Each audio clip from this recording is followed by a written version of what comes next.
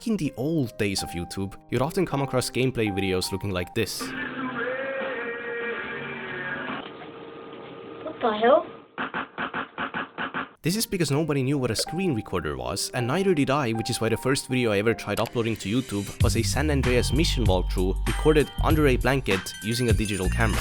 I specifically remember that the mission I chose was House Party, you know, the one that starts with OG Loke rapping so badly that Bolas decides to try assassinating him and you have to stop them. And I actually almost died during the mission, so me writing Hesoyam was caught right there on camera in 480p. And after I was done recording my masterpiece, I tried uploading it with my extremely slow upload speed, and once it was finally done, it gave me an error that the file size was too large. Now, I didn't know what to do about that, so a few days later I decided to record another mission called Running Dog, which was even shorter and easier because you basically just had to chase down one NPC. But what do you know, I ran into the same issue again, so I just gave up. It's honestly kinda unfortunate because I used to watch a decent amount of YouTube back then, and the idea of getting my own video up on YouTube seemed like the most epic thing ever. After all, I already really liked making videos even before that. I talked about it in more detail in one of my past ones, but essentially, I used my old dumb phone camera to record all kinds of skits and videos, some of which even had some basic editing. Unfortunately, I lost that phone, so I cannot show any of them. But regardless, I had essentially given up on trying to upload videos to YouTube. Until 1 year later, an older friend of mine told me that he already has a few videos up on YouTube, and turned out that the secret to making videos without getting an error was to use HyperCam 2 and Windows Movie Maker. Now this was a revolution. Not only was I able to upload videos without getting an error, but I was also able to edit them, and they were actual screen recordings instead of a camera pointed to the screen. And so, I present to you my first ever successful upload to YouTube.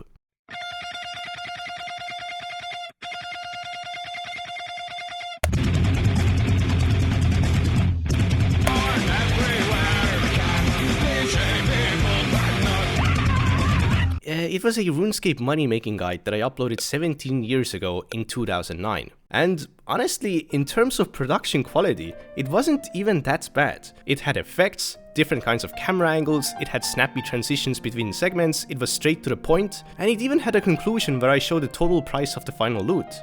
Except, I added my expensive weapon there for no reason, which inflated the final price, and it was a crime of conscience because I actually added it there on purpose. You see, back then YouTube had this feature that lets you overlay notes on your videos, and I wanted to use it by adding a note saying, sorry, I didn't get that item from those methods, I put it there on accident, my bad. Even though it wasn't on accident, as I did it because I wanted to put a note saying that it was on accident. But in the end, that video racked up a total of 1,200 views, 1 like, and 6 dislikes. But I mean, all in all, for my first ever video, that's pretty good.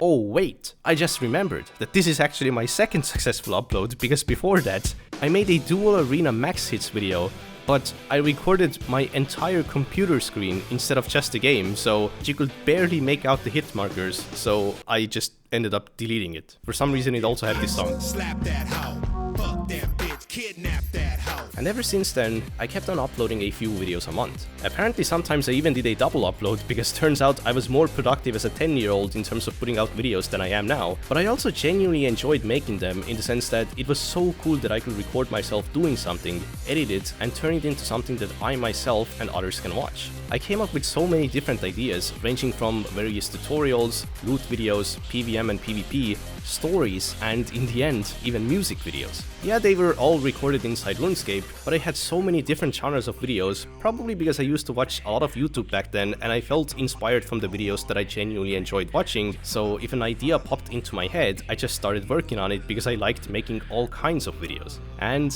ironically, my current channel is the exact same way. I have so many different niches on my channel because rather than committing to a specific style and topic, I prefer making videos that I feel inspired to make and about what actually interests me. Or at least most of the time. The reason YouTubers don't do this is because it's absolutely terrible for your channel. You gain subscribers from one video that unsubscribe or don't click on the next video because it's not what they signed up for. But anyway, eventually I started getting more ambitious with my videos, so editing and recording them started taking multiple days.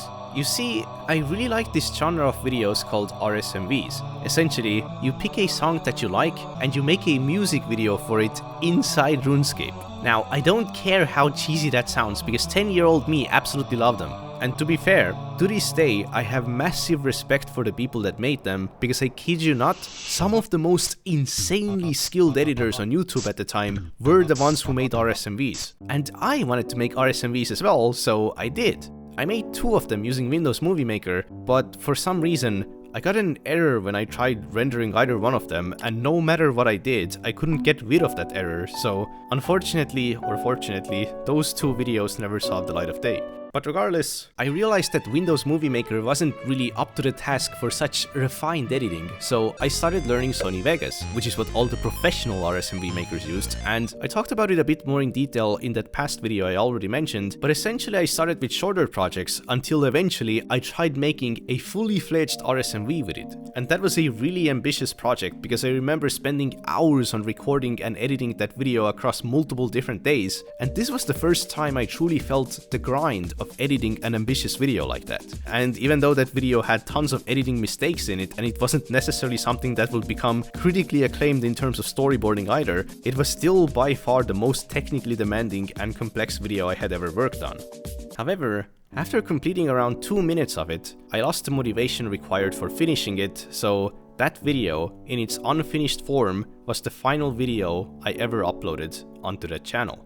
Now, I don't remember exactly why that was the case. Perhaps I also took a short break from playing Runescape at the time, but I assume that I also experienced a small burnout in the sense that I probably realized how exhausting making such videos can be, which made working on them seem less appealing and less fun, especially because already back then I had this ambition to outdo the last video. And it's no wonder, because RSMVs as a genre were insanely demanding. They took so much time and effort to make that the people who made them ended up burning out and quitting at an era where YouTubers burning out and quitting wasn't even a concept. Keep in mind that all of those people who made those massive choreographed projects made them purely for the love of the game, because at the time, making money off YouTube wasn't really even common, and it would have never been possible due to copyrighted music. In fact, very often, those projects that took months and hundreds of hours to make just got muted or deleted off YouTube because of copyright, which is another reason people lost motivation and quit.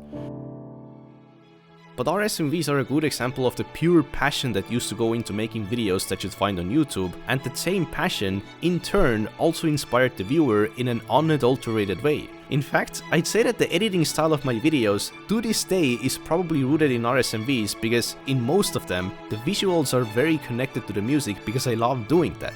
Even though that is the reason why 10-year-old me was able to put more videos out. But I can't help it, because when I see the opportunity to match something to the music, it's hard for me to let it go because it's a deeply rooted habit I have. But perhaps another reason I stopped making videos for the channel was because I started becoming interested in something completely different: BMX. And eventually scootering. So I made a real-life channel for BMX and scootering videos that I recorded either by myself or with my friends at the skate park. And I remember that even though I did put quite a lot of effort into some of those videos, and some of them were actually pretty okay, overall they were pretty lackluster as well, but I definitely learned a lot from making them, especially because I posted them to an Estonian scootering forum and got fucking roasted for quote-unquote overusing the same music that was used in popular local videos made by local respected creators. And that's the reason why, even on my current channel, I never reused a single song for years, because I probably had some trauma from that. Now, once again, I unfortunately or fortunately cannot show you any of these videos, because one day I decided that, you know what, this is kinda embarrassing, I'm deleting this channel. And just like that, I just snapped that channel out of existence. But I'm pretty sure I downloaded all the videos before doing that, but I guess I wiped the folder that they were stored in, because all of those videos have once again disappeared off the face of the earth, and I haven't seen any of them since deleting that channel.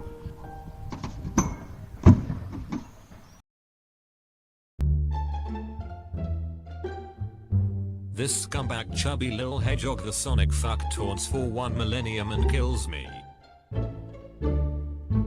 It's 2012. Somebody has to stop Coney, and the universe was supposed to end, but it didn't, which is unfortunate because it gave me the opportunity to start my 3rd YouTube channel. Now, this one was kind of special because for the first time ever, I started making comedy videos.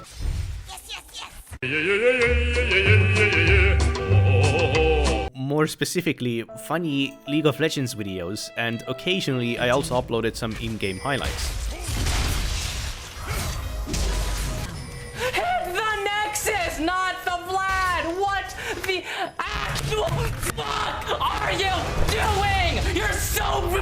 fucking bad!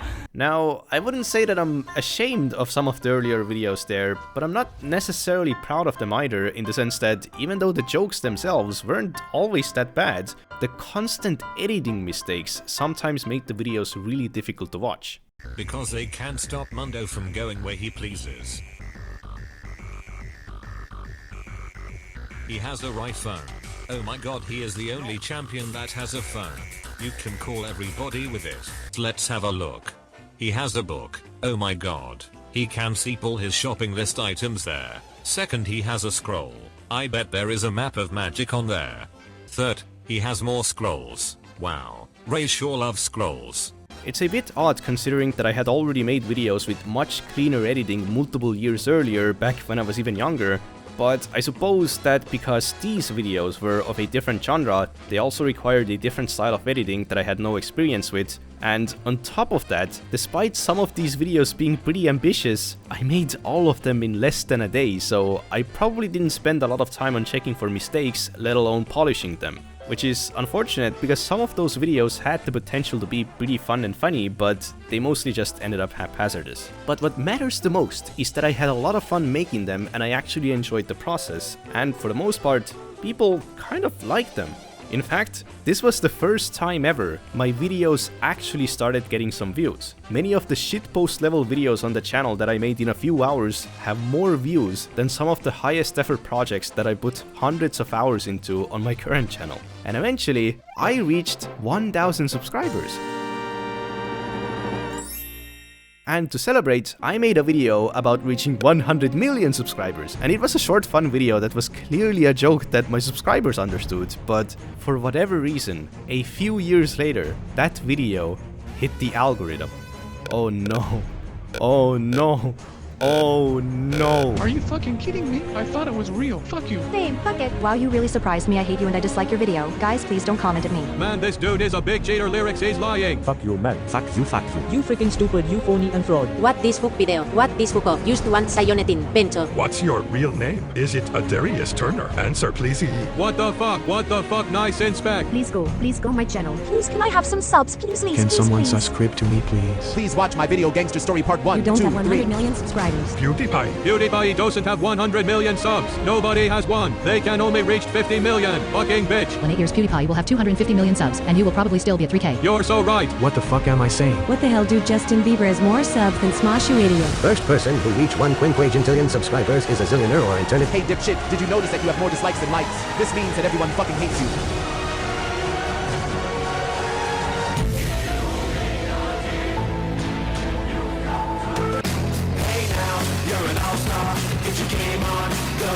Yeah, 2014 was a different time in terms of humor.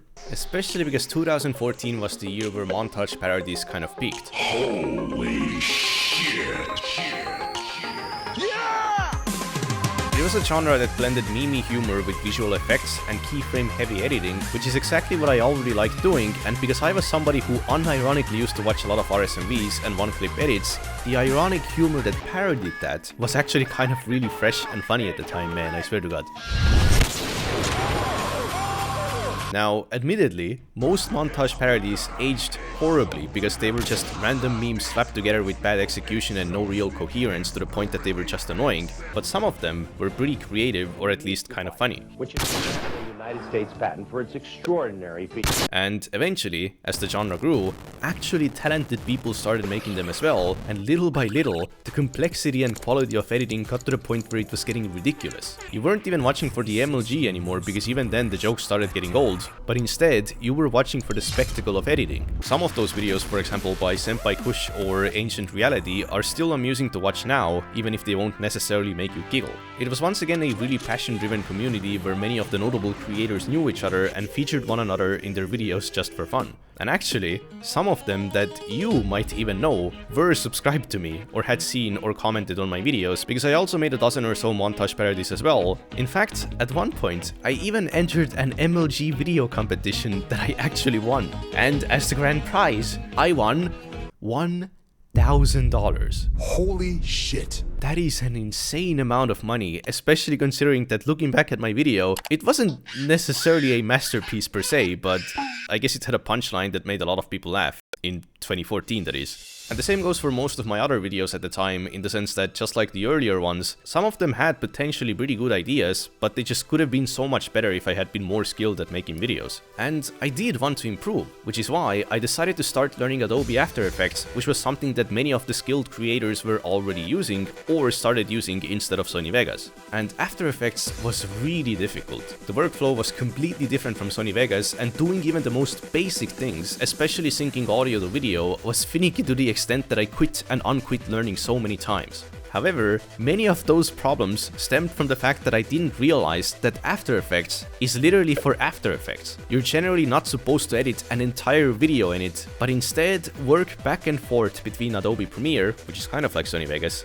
and After Effects. But through sheer willpower, I slowly started getting better at it. I made practice videos with 3D motion tracking, some epic gamer intros, and I even started learning Cinema 4D, which is essentially Blender but costs money. Now, 3D software was also overwhelmingly difficult to get into, especially when it came to sculpting, so I never really got far, but thanks to having done at least some level of experimentation, to this day I sometimes use footage that I made, for example, in Blender. I was also starting to get really intrigued by 2D motion graphics, so I made a couple of short projects and eventually a slightly bigger one that was actually pretty decent, but it wasn't for YouTube.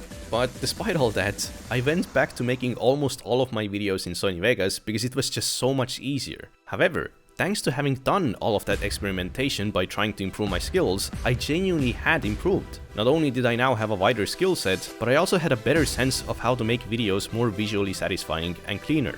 That being said, most of them were still far from anything that you'd call perfect, but some were pretty okay. Oh, baby! Oh, yeah! I even got a voice actor for one. Remember those bad mechanics where the hostages would fail to follow you?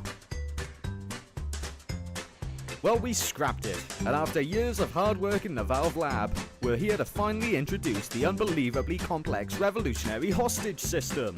Now, when you rescue a hostage, you just carry them on your shoulder, just like you're used to carrying your teammates. But, ironically, just as I slowly started getting pretty decent at editing, I kind of stopped making videos.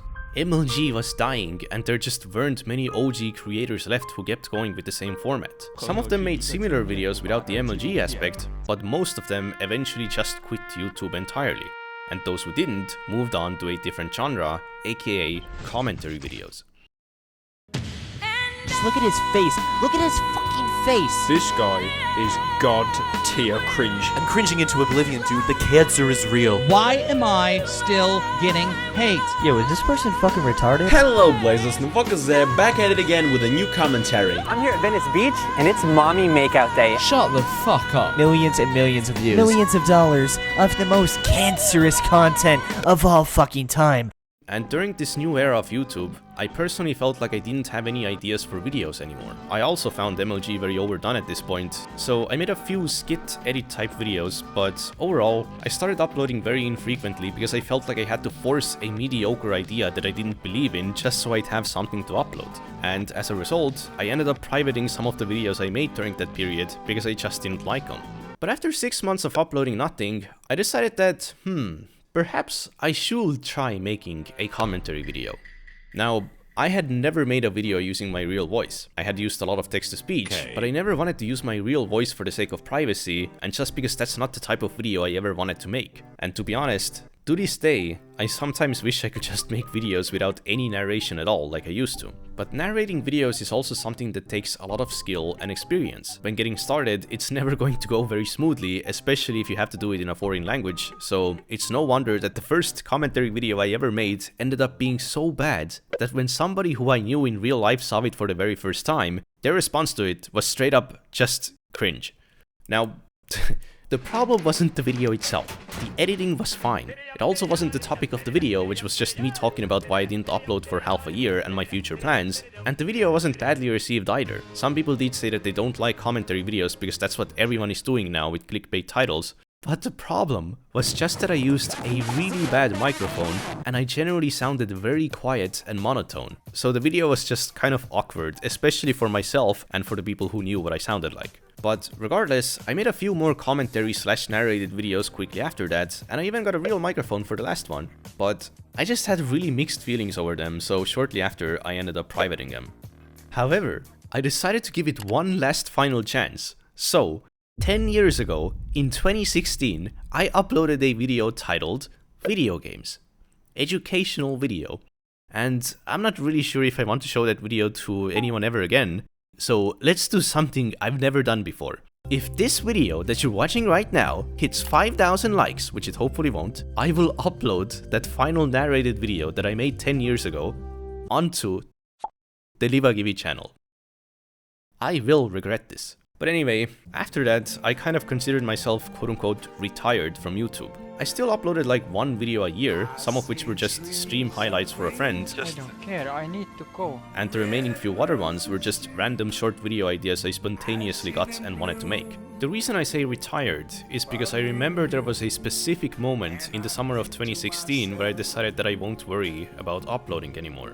I instead focused on learning, improving myself in other areas as I was finding my purpose, and eventually I also got a job as a full-stack plus AI engineer at a company. But as the years went by, I felt like there was something missing. I thought back to that moment and wondered, what if I had kept on going? And so, in 2020, I uploaded my first video. What a wonderful world.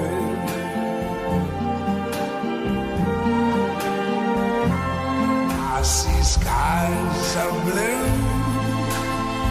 and clouds of white, the bright blessed day, the dark sacred night, and I think to myself, what a wonderful world.